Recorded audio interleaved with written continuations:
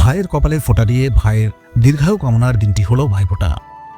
শুধু নিজের পরিবার প্রিয়জনের জন্য দীর্ঘায়ু কামনা নয়, ভাইফোঁটার মতোই গাছকে ফোঁটা দিয়ে গাছ বাঁচানোর সংকল্প নিলেন সংস্থার সদস্যরা।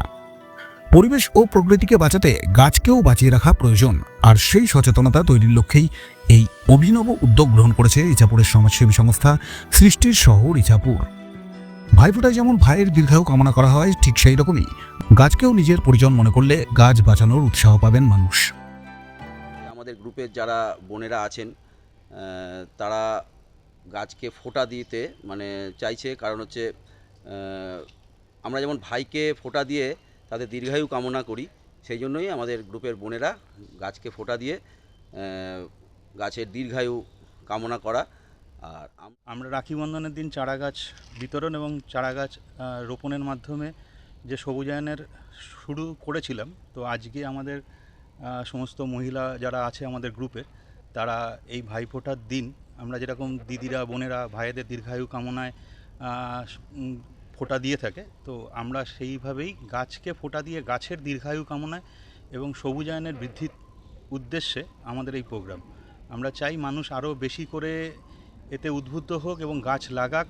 গাছ যত লাগানো হবে পরিবেশ তত বাঁচবে, পরিবেশের ভারসাম্য রক্ষা হবে। এই সমস্ত যে এখন যে বন্যা, ভূমিক্ষয়, গঙ্গার ভাঙন, এগুলো আমরা এই বৃক্ষরোপণের মাধ্যমেই বন্ধ করতে পারি।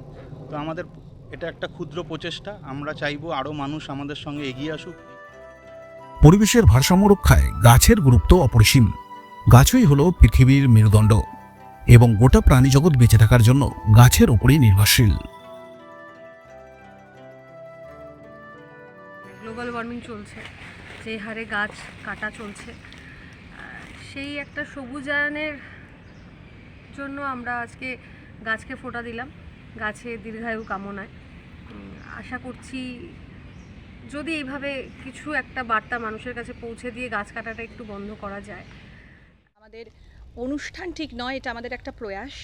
আমাদের সৃষ্টির শহর ইছাপুরের গ্রুপের পক্ষ থেকে আমরা চাই প্রত্যেকটি ভাইকে যেমন তাদের দীর্ঘায়ুর জন্য বোনেরা ফোঁটা দেয়, ঠিক একই প্রয়াস আমাদের।